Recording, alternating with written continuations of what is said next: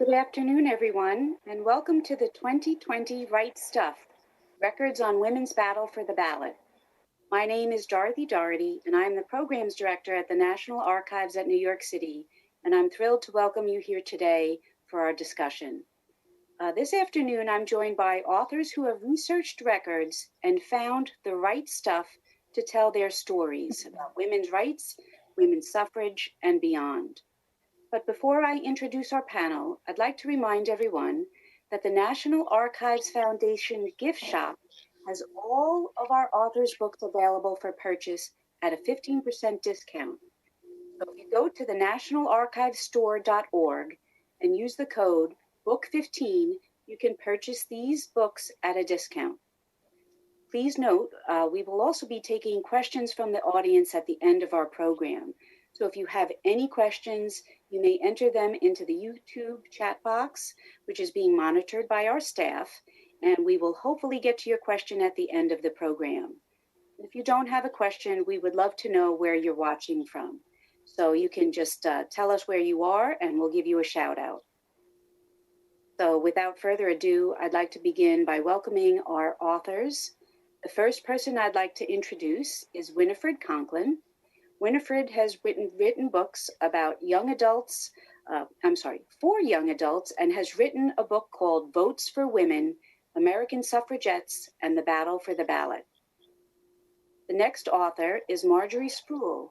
She's the author of Divided We Stand, The Battle Over Women's Rights and Family Values That Polarized American Politics. And she's also the author of a forthcoming book that's being currently revised. That book is called One Woman, One Vote, Rediscovering the Women's Suffrage Movement, and that will be published in March of 2021. And so, I'd like to thank you ladies for being here today.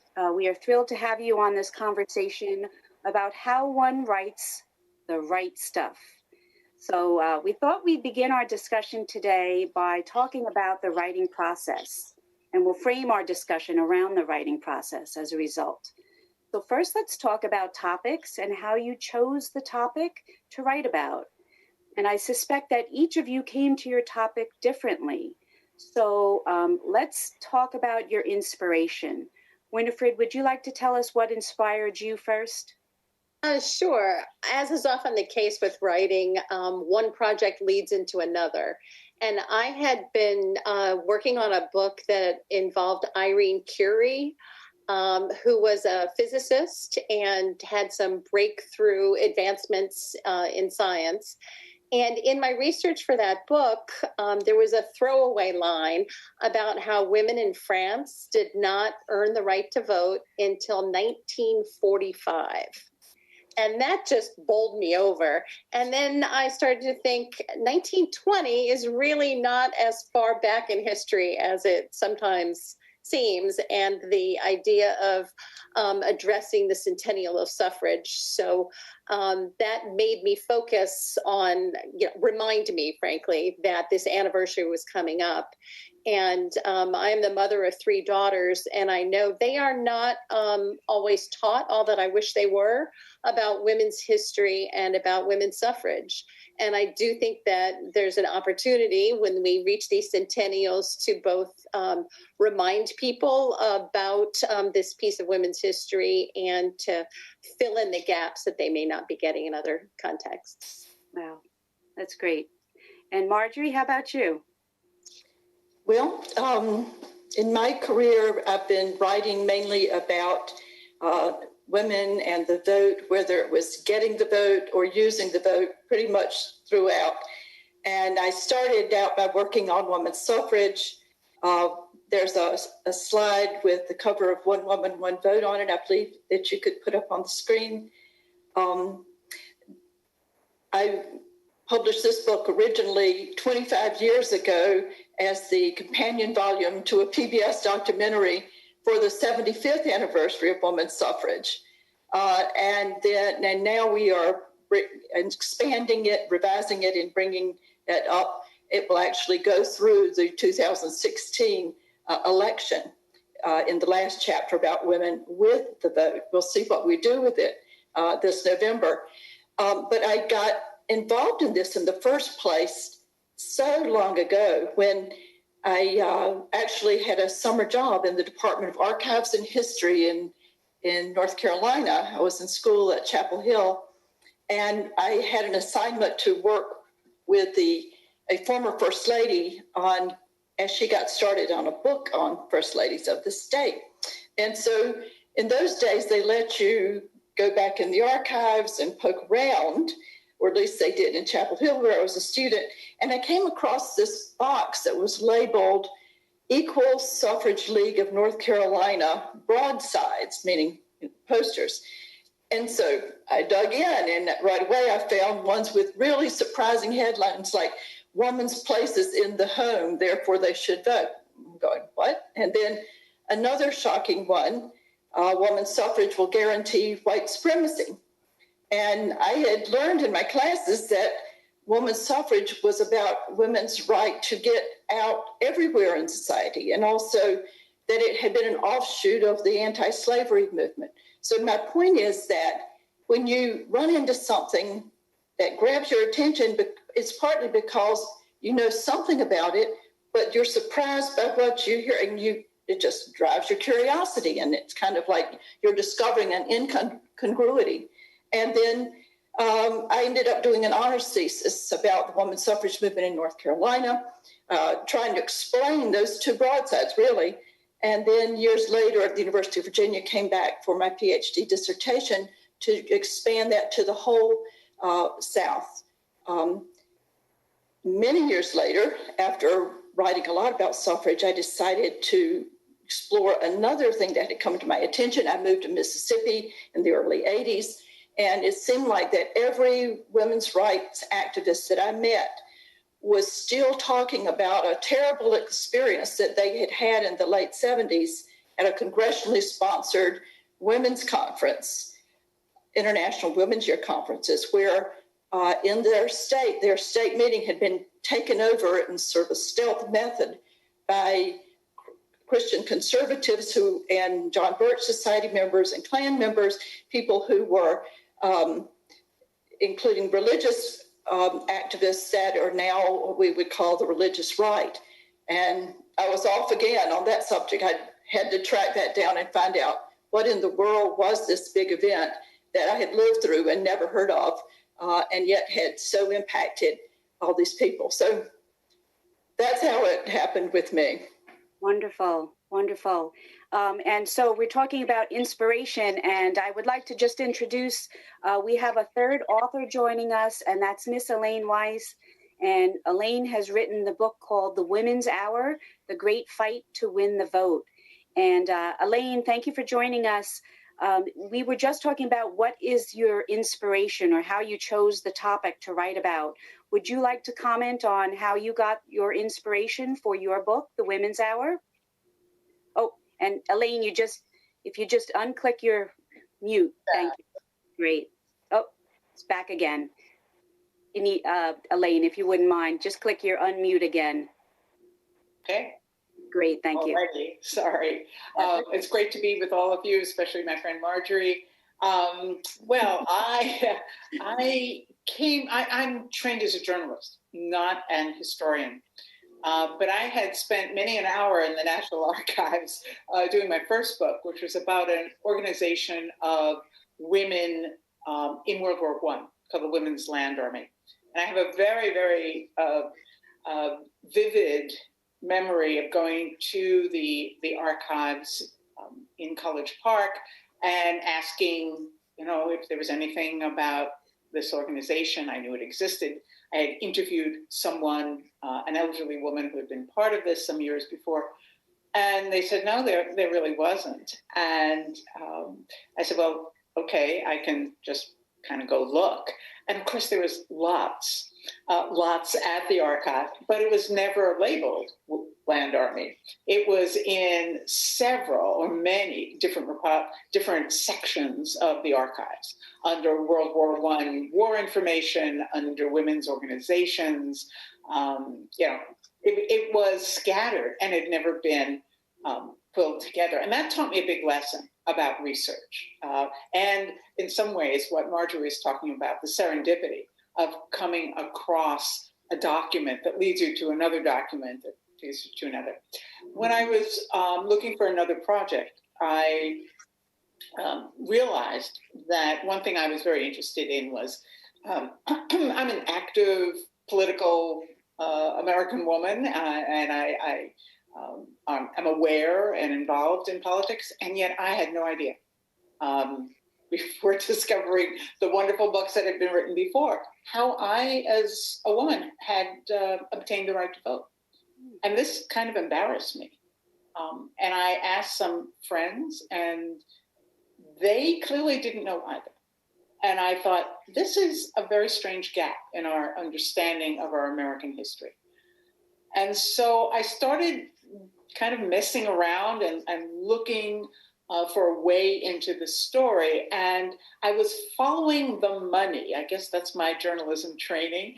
And I was really fascinated by a bequest that had been given to the women's suffrage movement in 1914 by a woman named Miriam Leslie. She was a publisher. Leslie's Illustrated, a very famous 19th century newspaper, which her fourth husband had started, and then she inherited, and she was one of the wealthiest women in America. She gave this inheritance to Carrie Chapman Catt and the women's suffrage movement in 1914. And this allowed them to do much of the work in that last push for the federal amendment. And I'm reading this, there was a report, it's in the Library of Congress, about 100 pages. And at the end, it tells how the money was spent for the ratification campaign. And at the end of this report, it just has a couple of paragraphs about what happened in Tennessee. And it was just so wild and so fascinating and almost unbelievable that I just thought, wow, I wonder if I could write about this.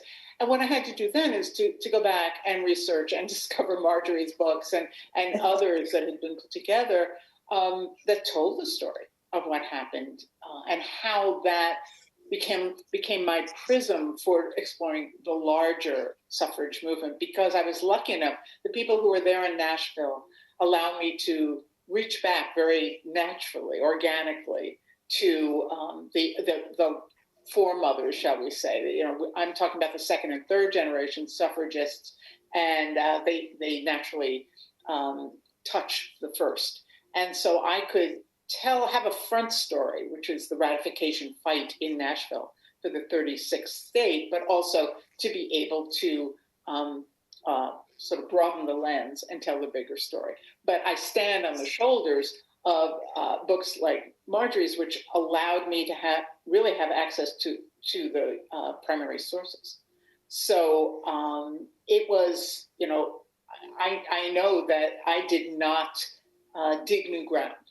I just tried to tell the story in a way that would be accessible to a wide audience. And you did. So exciting. The scholarship, exactly. The scholarship has always been there, and continues to be there.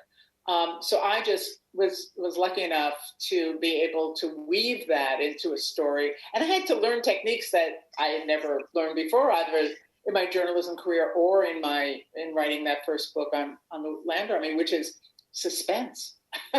Not something you usually have to use when writing from primary documents. But that's how it happened. Wow. Well, I mean, it is a fascinating topic, and we're so pleased that the three of you wrote such wonderful books about women's right to vote and the suffrage movement. So that really, I mean, Elaine, you give me a great segue into the next point of discussion for the writing process. Once you have your topic and your inspiration, where do you go for those sources? And I suspect that each of you went to many different places, and certainly your books tell us that you went to universities. Some of you used the presidential libraries. Elaine, you mentioned the Library of Congress and the National Archives. So I guess the question I have for the three of you now is, how do you prepare for research, especially when you're working with archivists and librarians? So maybe, Elaine, would you like to comment first, since you were just talking about it? Sure. I think anyone who's embarking on this lives in footnotes, first of all. You're looking at the footnotes of material that's come before. You're finding where that primary source is. And then you go off on research adventures. And for me, the first place for this book was the Tennessee Library and Archives in Nashville, which, thank goodness, had saved every scrap of paper from those few months in Nashville. And they had, just like marginalia on hotel stationery. They had handwritten notes. It was a treasure trove, and I spent several days there. Of course, you hurt your back. It's still on microfilm, still not digitized.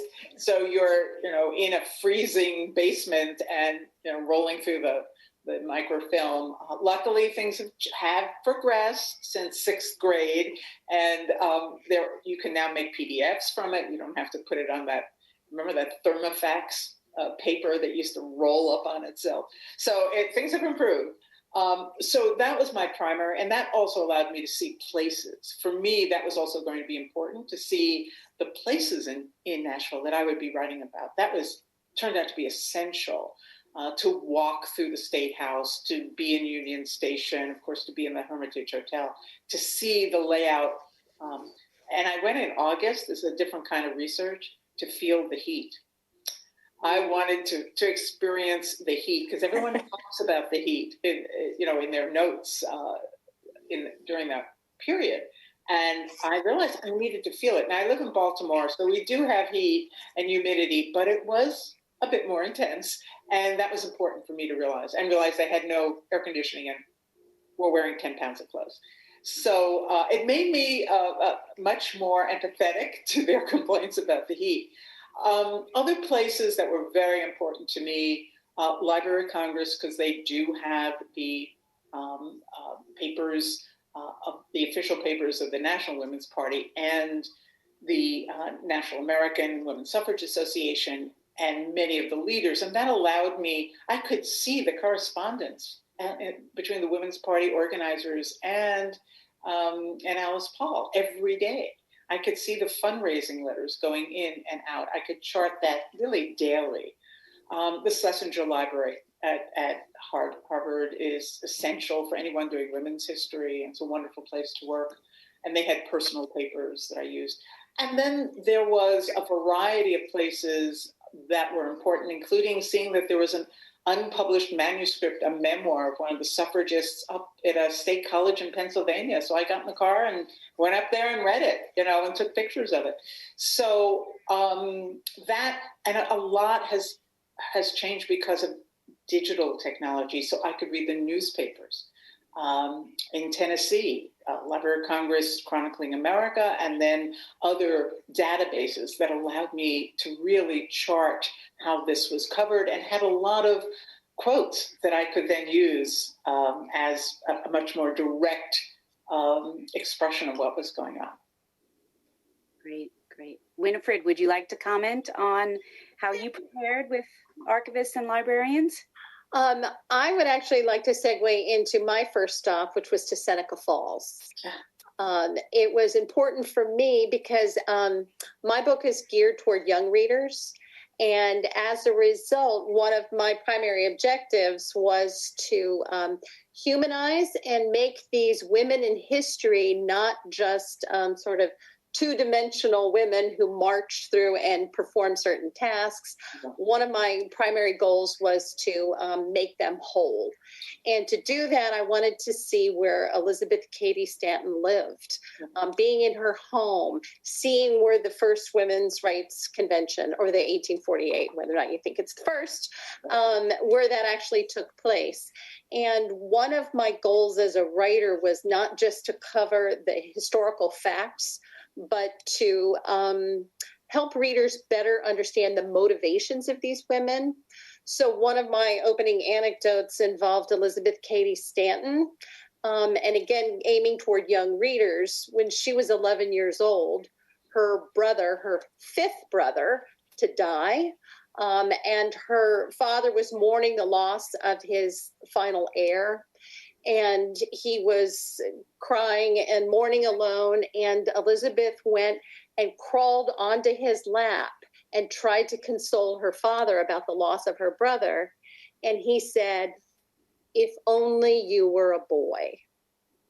And I thought that was such a compelling moment, and one that kids could relate to, because now they start to understand not just what this woman did, but what may have been part of her personal motivation. And because she could have lived a very comfortable life. Her father was very wealthy. She was kind of set up within her community to live one kind of very prosperous and relatively easy life.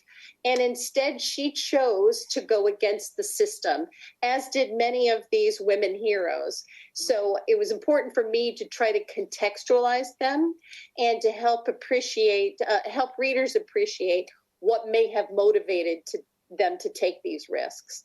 So it was important for me to actually see what it was like to see Elizabeth Cady Stanton's, home. That was the home when she was an adult. But to go to Susan B. Anthony's home too, where they came and they arrested her. So some of the sightings were important for me, in addition to the academic pieces. Just wanted to make sure that, I think that's important as well. Excellent points. Marjorie, what about you?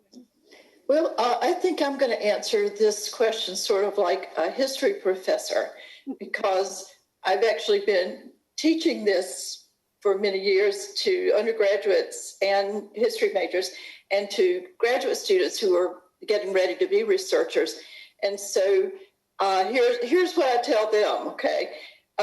First, you really do your homework and you really prepare ahead of time. And first, you have read everything that's recent that has been written about your topic. And as Elaine said, you look at the footnotes and you make out your list going backwards from the most recent to the earlier ones, because the most recent ones will have done their homework and they will have found the other.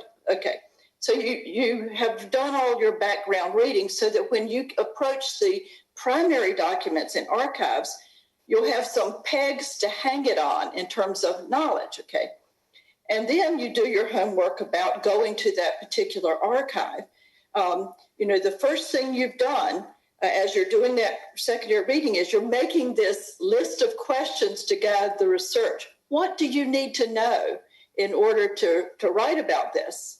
And so then you make sure to do research enough to find out which archives have the answers to your questions. And then you study the collection guides that archivists prepare so carefully to let people know what they have. And if you're unsure, then you write to the archivist, tell them what you're interested in.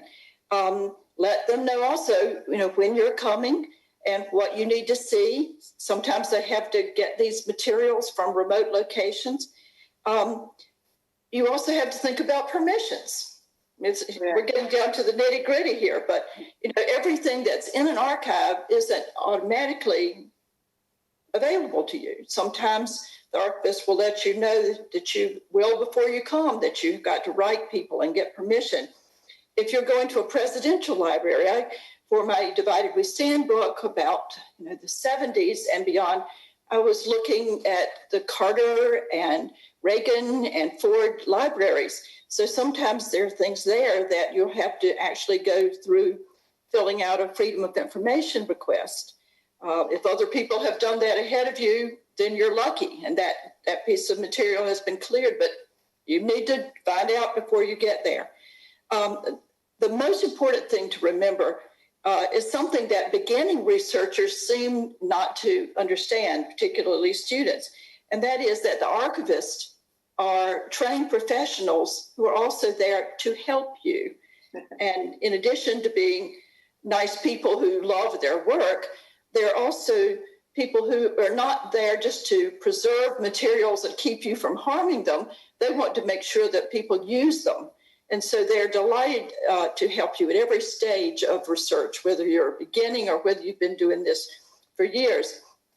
And then one other thing is, just an example to make that last point, I was once going to an archive, a public library in Birmingham, Alabama, to look at what they had.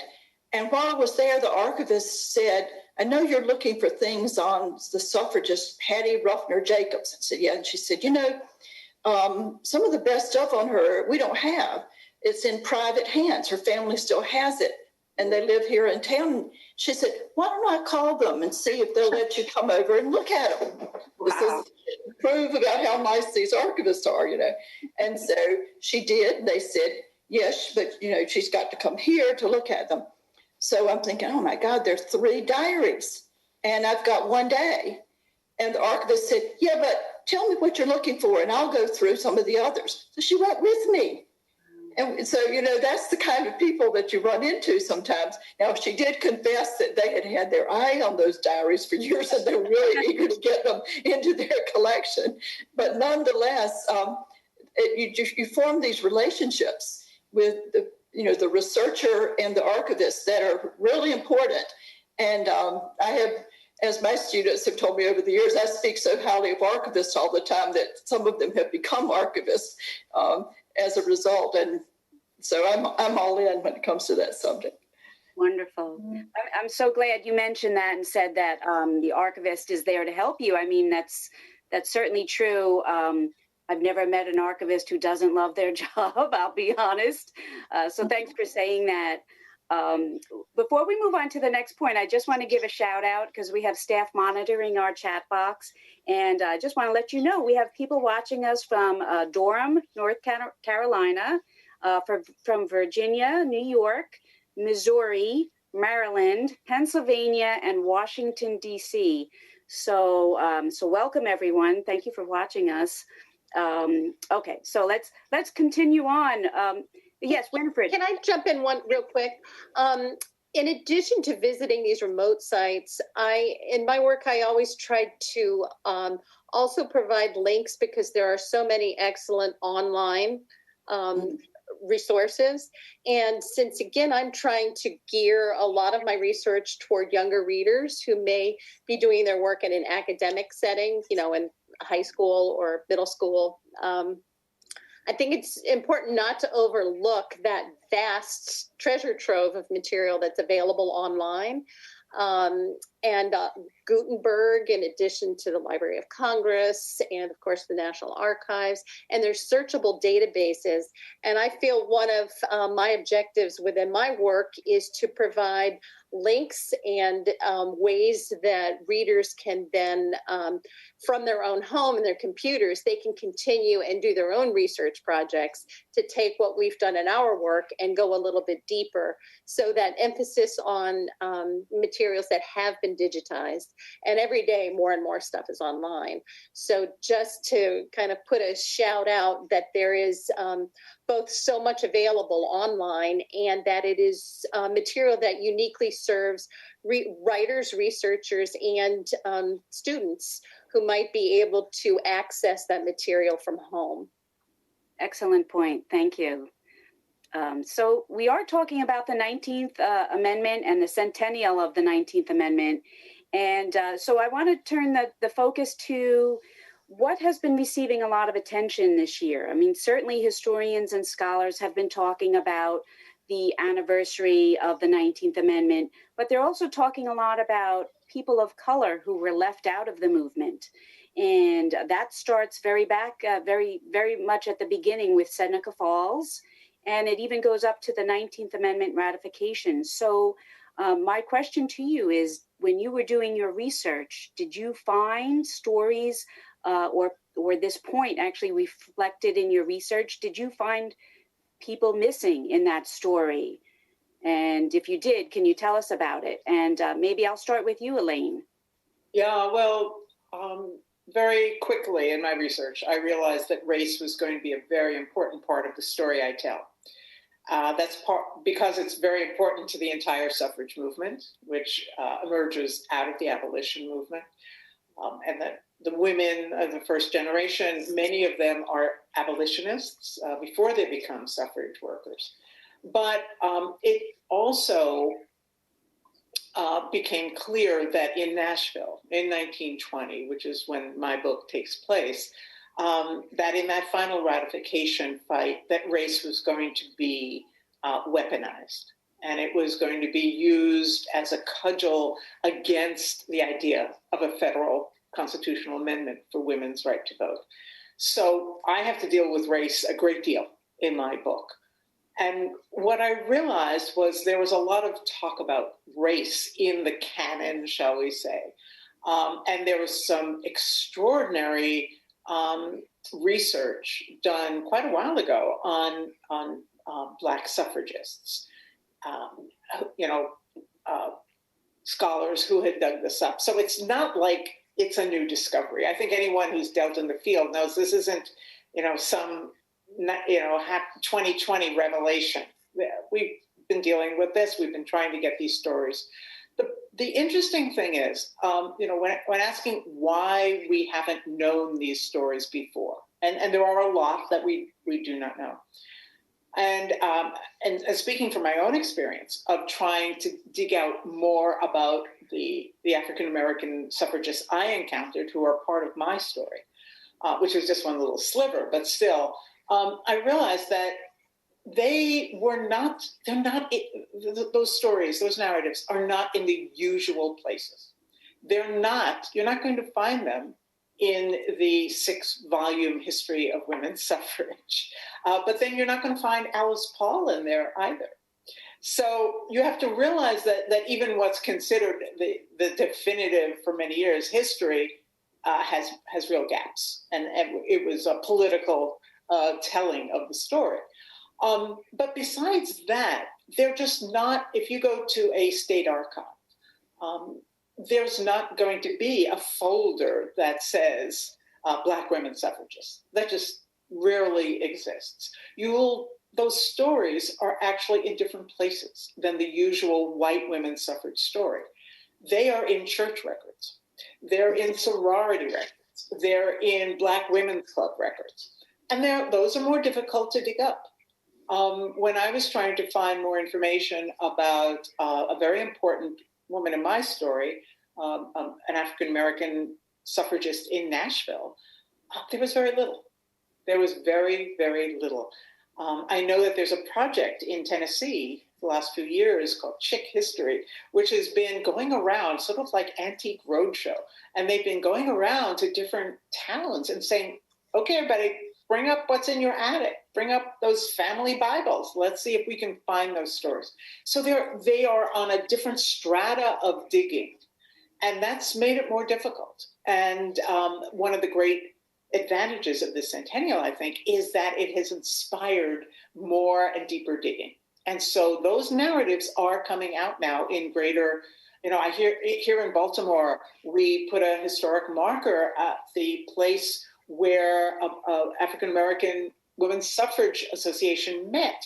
They're two very undistinguished buildings, but someone had done the research and found this is where they met. And so they're actually inhabited. They're not museum pieces, but there's a historic marker there. So this is the sort of thing that's happening.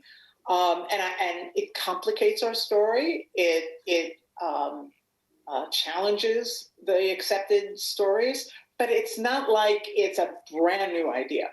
But it is, I think, improving. Excellent, thank you. Winifred, did you want to comment? Did you find people missing in your search? Not only missing, but we tend to look at a lot of our women in history and, kids in general tend to want perfect people, heroes that they can look up to.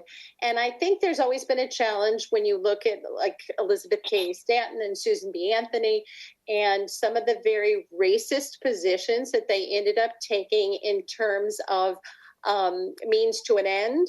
And I think there's a challenge that when the women's movement in the abolition time was more unified and the race issue divided it largely after the Civil War.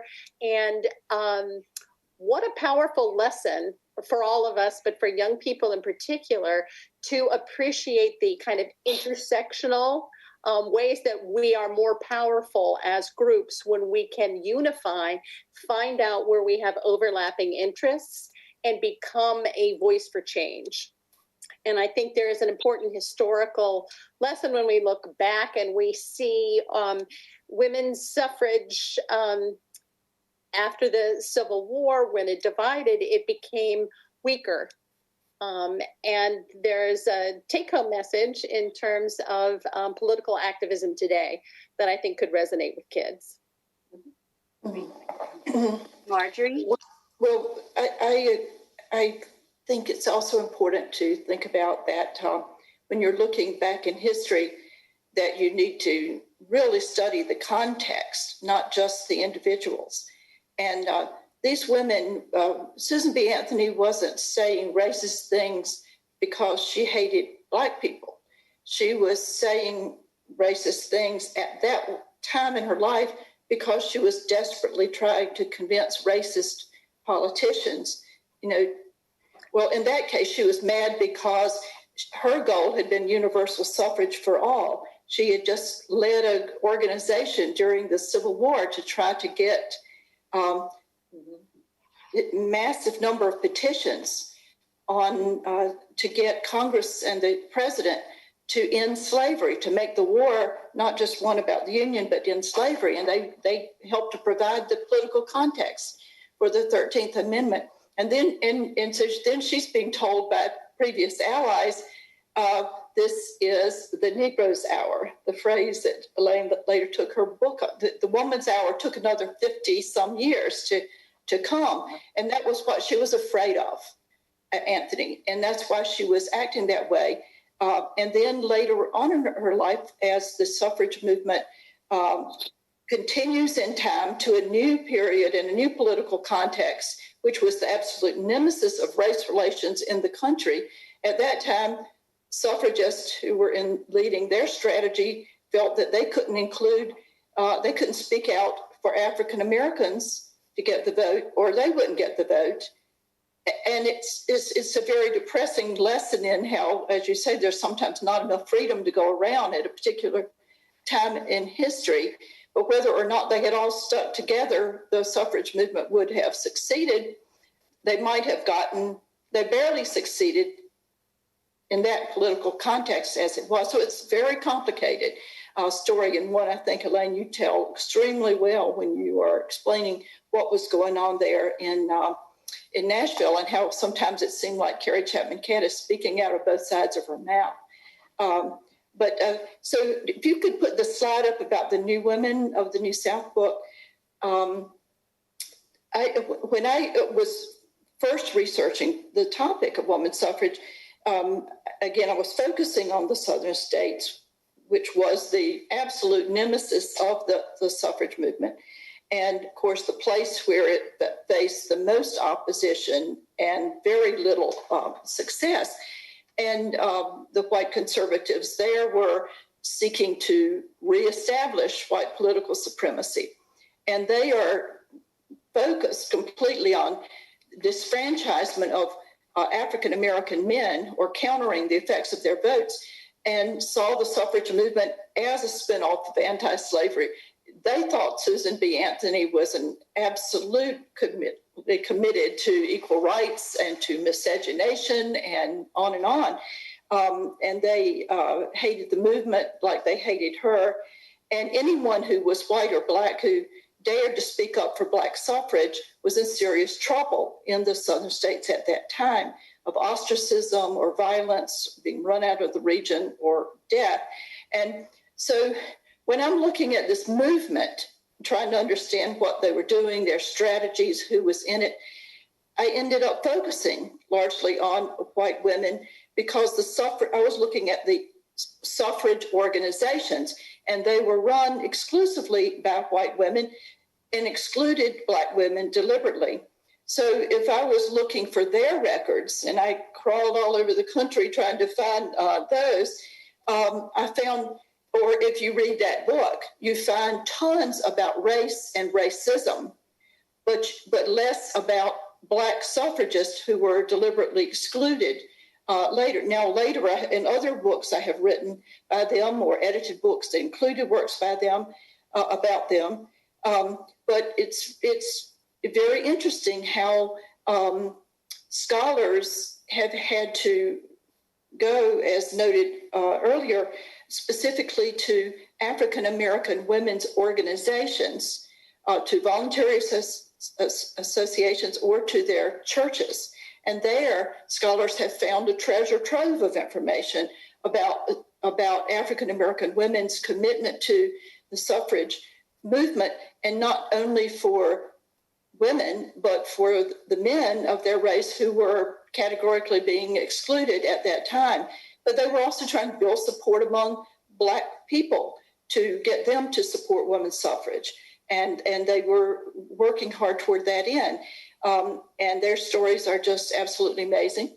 And Rosalind Terborg Penn, who we lost last year right before this centennial, and everyone misses her like crazy as we go about speaking on women's suffrage. She did the pioneering work in this.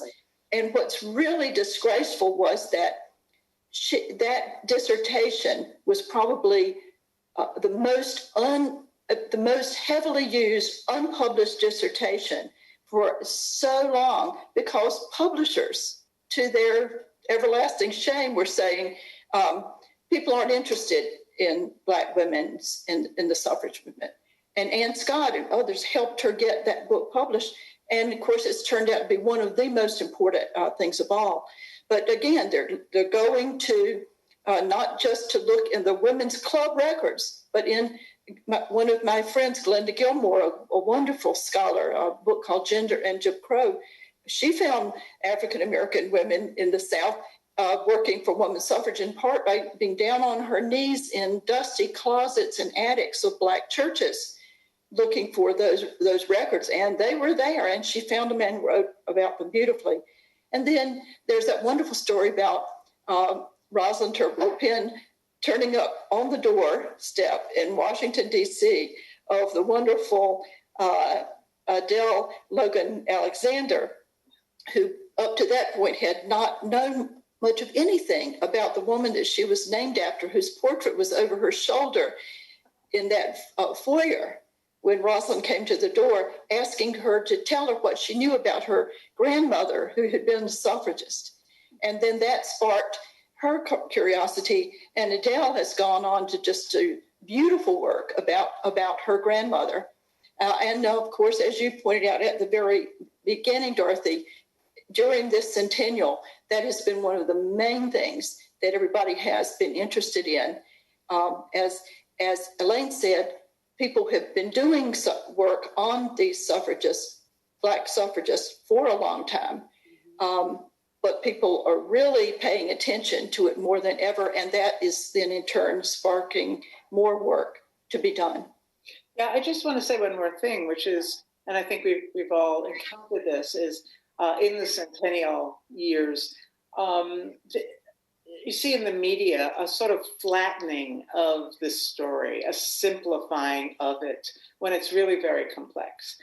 And on the one hand, I, as I've been speaking or interviewed, try to make it clear that this is not a simple story, that you can't just say Susan Anthony was a racist, because, in 1919, 1920 in the South, they called the federal amendment the Susan B. Anthony Amendment to try to kill it, because it was an epithet to call something after Susan B. Anthony, who was still known as the great champion of not only abolition, but Black rights. So you can't, and the other thing is we see, and I see this to this day in popular media, that the 19th Amendment was only for white women. That is not true. That 19th Amendment is in the National Archives. It does cover all eligible women citizens, which doesn't include Asian women or Native American women, because they're not considered citizens at that time. It does cover Black women, and it's the racist Jim Crow laws, the state laws, that will undermine it. And so we have to look at this. It's a complicated and messy political, social, cultural situation. And I fear that there's been, in all the hoopla, which has been great, there's a kind of flattening and simplifying that does not do it justice. Thank you. Politics then were equal, just as messy and complicated as they are now. And in oversimplifying keeps you from learning as much as you could from the past, for sure. Right. Well, since you mentioned it, Elaine, I'll also say that the 19th Amendment, as you mentioned, is at the National Archives. It has been digitized, and we do have an entire section on our website dedicated to the 19th Amendment, women's suffrage movement. So if anyone's interested, just go to archives.gov/women, and you can link to the 19th Amendment, the digitized version, as well as many other stories. So thank you for making that point. Yeah. And another point there, when you say the 19th Amendment, one thing to remember is if you're looking at something on the paper, what is the 19th Amendment? Is it the resolution that Congress passed in June of 2019, a 2/3 majority in each house? No, because if that's what you're looking at, as Ellen Du Bois has said, we have one of those for the Equal Rights Amendment. And do we have an Equal Rights Amendment? No. So it took the 3/4 of the states, and so it was Tennessee. In a way, I know you also have, because I worked on that exhibit at the National Archives, you also have the copy of the signed document that the Tennessee governor signed, and then Secretary of State Bainbridge Colby got up in the middle of the night to certify. And when he signed it, that's when we got the 19th Amendment. So it's even that is complicated. Yes. Well, since we're talking about complicated topics, my next section I want to talk about a little bit is how, when you do your interviews, how some of those interviews can be complicated as well. And I think, Marjorie, this really goes back to the work you did in your book, Divided We Stand, where you interviewed President and Mrs. Carter. You also interviewed Gloria Steinem and Phyllis Schlafly. So these are people who have very different backgrounds and very different ideologies. And maybe you could just expand for a minute or two on those differences and how you prepare for those types of interviews. Yes. Well, that was one thing about moving ahead in my research by another half century, is that you go from writing about dead people, pretty much, to writing about live people, and that opens up new opportunities for you. The only person who, in all of my work on suffrage, that I got to interview that was really, really amazingly helpful was a woman who lived to be 102, who was a suffrage herself in college at Randolph-Macon Women's College. And Mary Johnston, the suffragist and author, came there. She heard her speak. But her mother, the woman I was interviewing, Judge Lucy Somerville Howarth, became a judge under Franklin Roosevelt.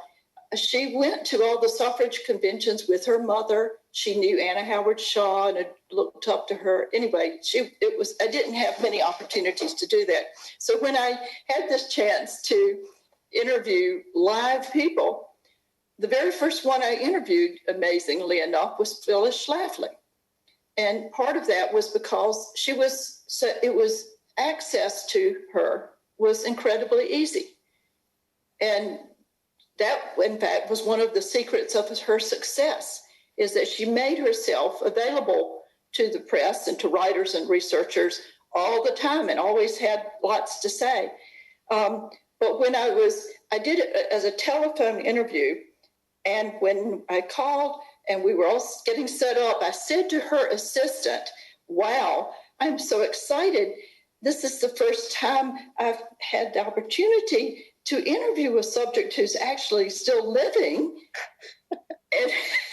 and she, I couldn't see her face, but I could hear the look on her. I could see the look on her face. Anyway, she said, "I will make a point not to tell Phyllis that you said that." And so we went from there, and she was a very curt, and she acted like she was suspicious of me because if I'm an academic, I must be on the other side, and I am. But at the same time, she was very helpful in directing me, not only answering my questions, but directing me to other things to read, sources I should find, etc. But I was very disappointed later when she put her own archives together and she didn't allow me to use them.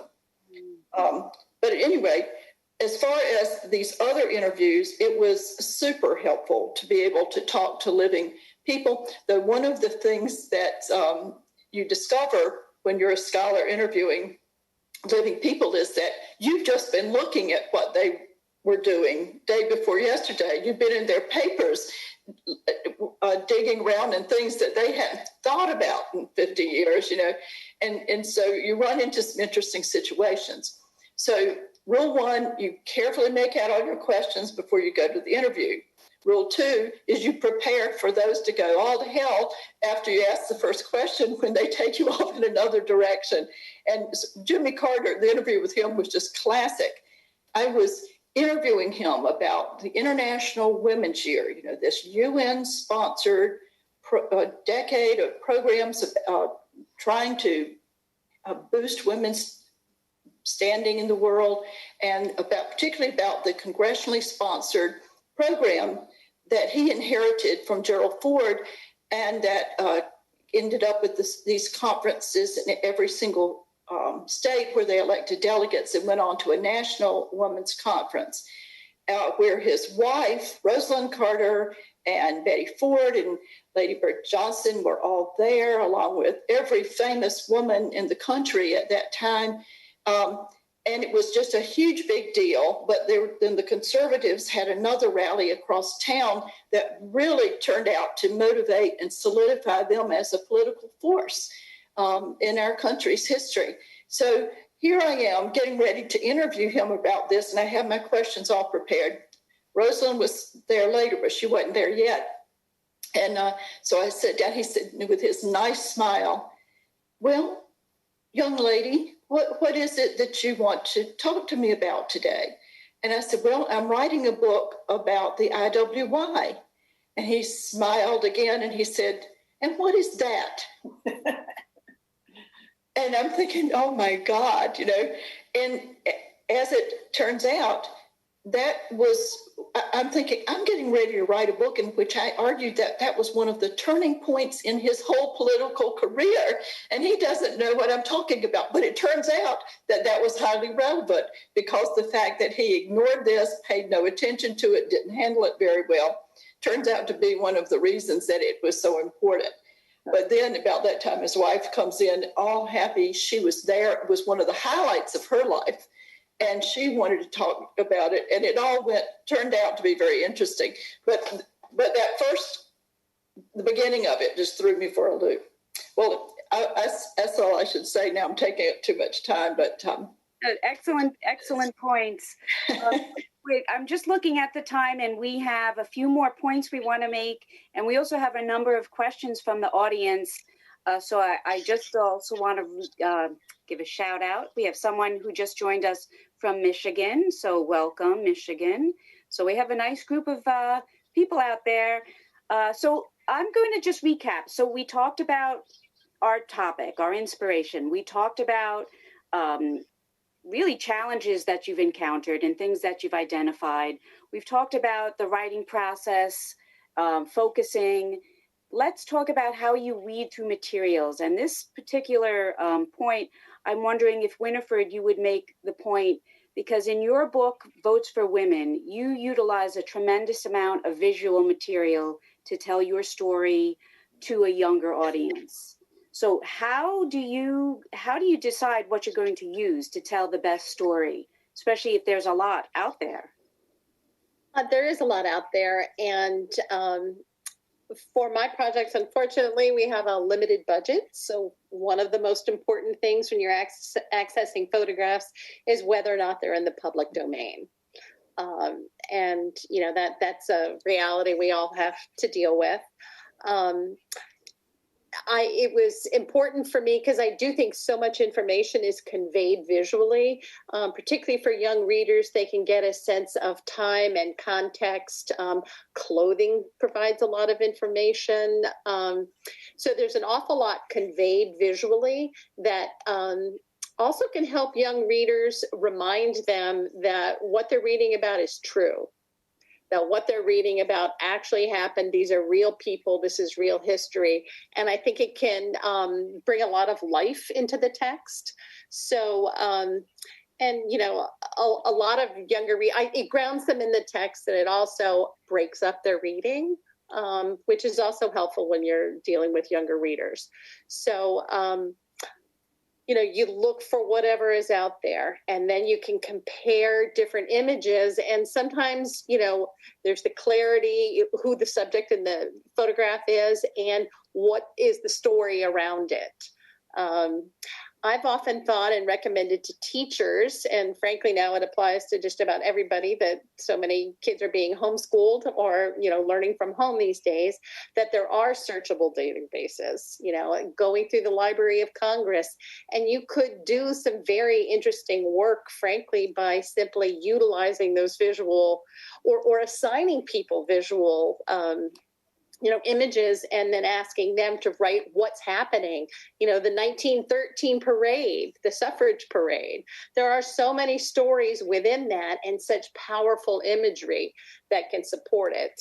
So it's a little bit like doing the background reading. You got to poke around wherever you can find images, collect them, and then wean them down to whatever, you know, as much space as you have.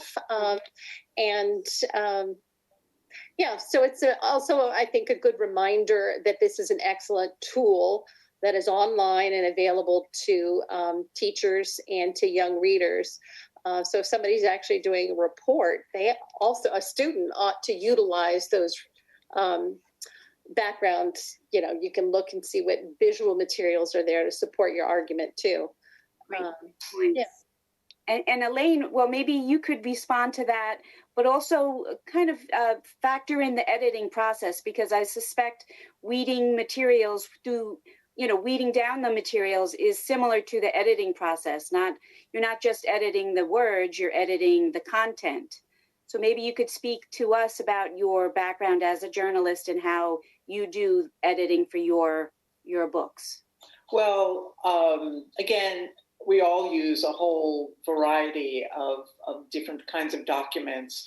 I love photographs. I mean, I was lucky that my editor was able to negotiate a large 2 inserts of photographs to illustrate the book, and that makes a lot of difference for the readers, no matter what the age.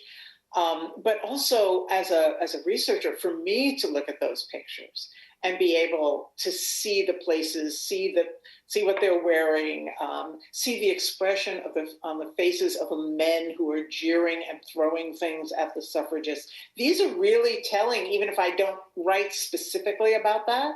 It's background for me that's really important. Likewise, I love to work with handwritten letters.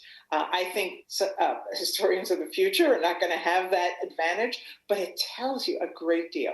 It tells you, once you can decipher their handwriting, it tells you what was meaningful for them by the way they write it very often. The exclamation points, the underlining, the crossing out, that all gives you a sense of what they're feeling when they're writing it. So that's a kind of hidden research tool. In terms of editing, well, we all write more than will appear on the printed page, and I think that's given. My manuscript was probably cut by my excellent editor by about 20-25%. To make it a tighter story, to make it, there were details that I thought were wonderful, but she'd write in the margins things like, "Very nice for your next book." She said, or move it along, because this was a popular book. It needed to have pacing issues. There were too many characters, had to slim it down a bit. So, I guess I I edited as I went along because I realized there were things I could not include. Like Winifred, I wanted to make these women full-blooded, three-dimensional characters, not stick figures, not helpmates to the men, and to give them motivation. And there was sometimes something in a document, like a letter of Carrie Chapman Catt complaining about about the heat and saying, if perspiration would do it, I'd come home thin, she writes to one of her friends. And that was just so meaningful to me. Like, here's one of the most famous, powerful women in the world at that time. She's worried about her weight. And I thought, this tells you something. Mm-hmm. You know, I still don't remember if that was taken out, but I remember having a battle with my editor. I thought that was important. So it's always a balancing act. How much you want to put in, how much the reader can absorb, and how it affects the pacing of your story. Great. Well, and I have to say we have about 3 minutes left, so we're going to do like a quick final push here for 2 final comments, and then I have a couple of questions that I must ask because people really want these questions answered. So, and we'll give a shout out to someone in Nashville, Tennessee, who just told us where they're watching from. So welcome, Tennessee. So 2 final points. Novelist Willa Cather once stated that the years from 8 to 15 are the formative period in a writer's life, when they unconsciously gather their basic material. They may acquire many different impressions in their mature years. However, the thematic material is really acquired under the age of 15. So how was your formative period for you? What made you inspired to become a writer? Was there something that happened in your formative years? And if I could ask everyone to give a very quick comment. We'll start with you, Marjorie. I think I got interested in history really early, hearing my father's stories about World War II, and my grandfather's about World War I, and my mother's about growing up into the Depression. But I didn't so much, but I've never written about any of those things, at least not yet. But I think what I developed during those years was more an attitude and a curiosity than a specific set of things I wanted to write about, because I was one of 2 sisters. We were both brought up to be told we can do whatever we want to do, even though this was the 50s, and it was only our parents that thought so, you know. But then when I started to learn about all the rules that women used to have and where they were treated so unequally, and especially that women hadn't gotten to vote, it really made me mad, even as a kid. But it also makes you want to know why. So as far as developing an interest in history and an attitude, yes, I think she's right. Great. Winifred, what would you I would say curiosity. The beauty of being a writer is you can jump in and out of so many subjects. And that's what I love about it. And that curiosity started as a child, and I'd like to think hasn't ended. And I'm always eager to, I've got 1,000 projects that I'd like to write. And Elaine? Yeah, I agree. I think it's maybe a little different for novelists who write fiction, but for me, it was being a storyteller. And like Marjorie, I was listening to my father's stories about World War II, and I wrote a few of these down, and I submitted them to Reader's Digest. And I was about 10 or 12, and they were all rejected. So I learned I learned the realities of this life. It's amazing I went on to pursue it. Great. Well, thank you, ladies. I'm going to just ask one question. This is from the public, and maybe we can answer a few of these questions in the chat box, because I think some of them are archives related. But one big question is, what are the skills that students need today in honing their writing? What do you suggest for them? Can you give a 1-sentence answer? Marjorie, you're shaking your head. You want to start? How about a 1-word answer, which is rare from me? Teachability. Teachability. And elaborated on that means you can't be touchy when you get criticism of your writing, because that's the only way you're ever going to learn. I mean, it's very nice to have people be encouraging and say you're a great writer, and you got to have that too. But if that's all they say and they don't mark up your work heavily, you're not going to improve. And you have to learn to look forward to when your editor sends it back to you, or in my case, my husband, and or both, and had marked it all up. And then you go, oh, goody, now I get to go make my piece better. Don't take it personal. That's the attitude they need to have. Elaine? Oh, I totally agree. To be able to take criticism and take good editing, and there are better editors and lesser editors, but also to learn to rewrite. And that's part of the process, to get that criticism on the first or second drafts, and to learn that this is for your benefit. It actually makes it better.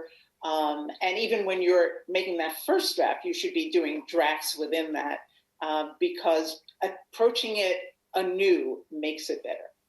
Great. And Winifred? I would have to jump on curiosity, that if something is interesting to you, it's probably interesting to someone else. And then you need to go down that rabbit hole, learn everything you can, follow the footnotes, and then stay open to criticism so that you can hone and improve that work. Perfect. Well, we're just about at 4:02, so we've gone about 2 minutes over. I just want to say this has been a very inspiring conversation. I have been asked to repeat the titles of your books, so I'm going to just mention again. Winifred Conkling has written a book called Votes for Women, American Suffragists and the Battle for the Ballot. And Marjorie Spruill has written a book called Divided We Stand, The Battle Over Women's Rights and Family Values That Polarized American Politics. And she also has an upcoming book called One Woman, One Vote, Rediscovering the Women's Suffrage Movement. This was a book that's been revised and will be available in March in 2021. And then Elaine Weiss, author of The Women's Hour, The Great Fight to Win the Vote. Thank you, ladies, so much. This has been a wonderful, wonderful discussion. And we thank you for your time. I think we could probably go another hour, but unfortunately, we'll have to sign off for now. So I thank you very much. And thank you, everyone, for watching today. And we hope you get out and write. Thank you so much. And vote. And vote. Yes.